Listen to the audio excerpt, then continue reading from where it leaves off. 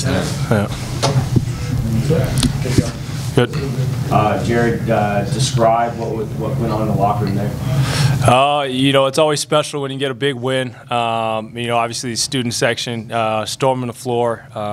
You know, it really makes it feel special, makes a win almost feel 10 times better. And, you know, when you get to the locker room, coach is juiced, everybody's juiced. It's a special feeling. And, you know, coming from Oregon State and winning 3 games last year, you know, you really enjoy these moments. And you realize what it could be like being on the other side. So it's nice to have it. What's the Gatorade bat situation like in there, Trey? Just like Jarod said, you know, coming from like last year, how our season went, and just working hard in the summer and seeing it pay off, just it's satisfying. It's water and Propel, actually. That was our mix today. So. Jarod, Dan Easton, right for the AP tonight. Can you just talk a little bit about how important this game was to you guys tonight and how you responded? You know, it was a win that we kind of looked at as a must-win. You know, not only to help our NCAA hopes, but also to help our hopes of winning the Mountain West Championship. You know, that's going to keep us in the race instead of being 2 games back. We're only one game out. And, you know, a lot of these other teams, we still have, you know, obviously a long way to go. But, you know, it puts us in a good spot.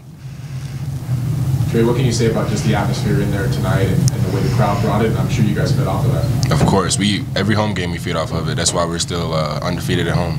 We love our fans, and we just want to keep showing up. So we work hard for them. I talked to Brian Dutcher, their head coach, and he said, you know, I think he said you hit 4 threes in conference thus far, and then you hit 3 tonight. And so I think that's something they just got to live with. But what were you seeing from behind the line?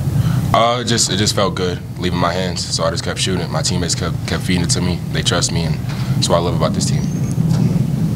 Trey, talk about your intensity on the defensive side. It seemed like you badly wanted to kind of take it to them tonight. Yeah, I feel like recently I haven't been on what I usually have, what I've shown people. So I just wanted to get back going tonight. He had some blocks tonight, Jarod. I mean, talk about just his effort on defense, the way that he kind of led you guys there. It's a testament to his hard work. You know, on every team, you need guys that are, you know, like staples. I'd say guys that do all the little things that aren't really noticed. You know, obviously big blocks, and then a lot of times, you know, Trey, I mean, hitting big shots for us, and he's done that throughout the year. So having a guy like him, he makes all the right plays. You need that to have a successful team, and you know, he's a very important piece for us. How are you feeling, Jarod? Right now, my voice is almost gone, but. You know, I wouldn't trade this. You know, obviously I mentioned it before, but you know, I know what it's like being on the other side. You know, not winning too many games. So it's special, and it's something that I really enjoy. Talked to a couple of the guys over there, and they said you have a knack for drawing fouls. Just tell me about that skill, because there is some skill involved, I'm sure. You know, I think it might be something that I've had for a while. You know, not to pull up my own stats, but. You know, in high school, I have the record for the most free throw attempts and makes. So it's kind of been something I've had for a long time. It can be good and bad. Fortunately, I haven't got too many flop warnings. I only have a couple. But, you know, I also think it's a feel for the game. My dad's a basketball coach, so I've been around basketball for a very long time. Trey, is he frustrated to go against and guard if drawing that many fouls? What's it like to be on the other side of that? Well, I'm used to it. Since we've been going at each other since the summer and the spring, but when he first got here, it was frustrating. He did get us a lot when he pump fakes. We jumped a lot. Trey, beating San Diego State, that's something you guys haven't done since Coach Alford got here. What does that mean to this locker room to knock these guys off? Coming in this year, they were on our calendar. I've personally never beat them, and I knew that. So they were marked on our calendar as soon as we started our season.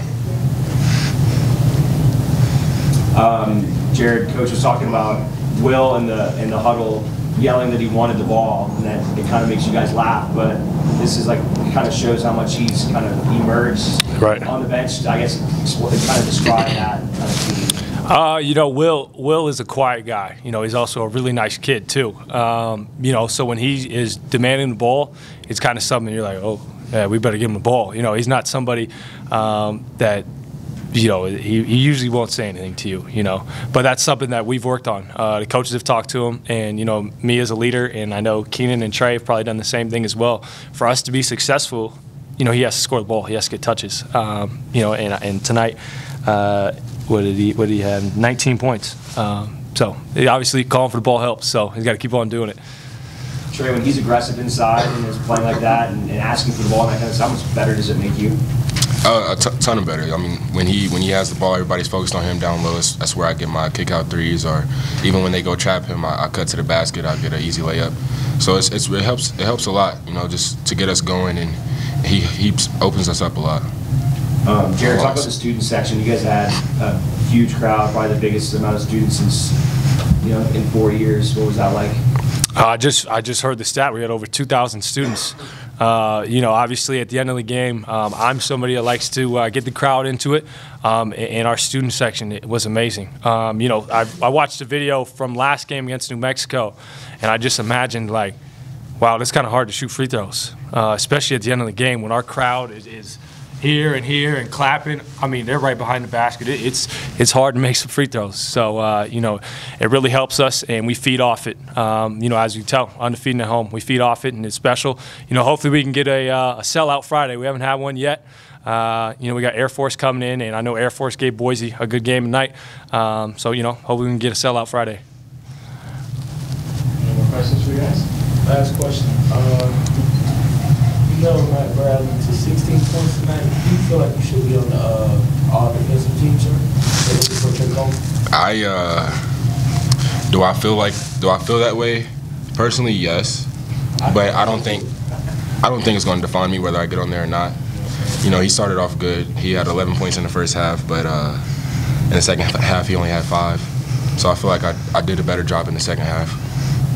Well, Mr. Blackshear, I'd also like to comment on that. I could vouch for you as well. I do believe that this guy should be on that first team all defense. I'm right there for that. Yeah, well, we'll make sure to send in our votes. Who did you guard tonight? Oh, I think you're good. I think you're good, Mr. Blackshear. Jarod Lucas? That's what you said. I just do what I have to do to win, man. I love that. I love that. Thank you. That's all. That's all. Thanks, Mr. Blackshear. Have a nice night.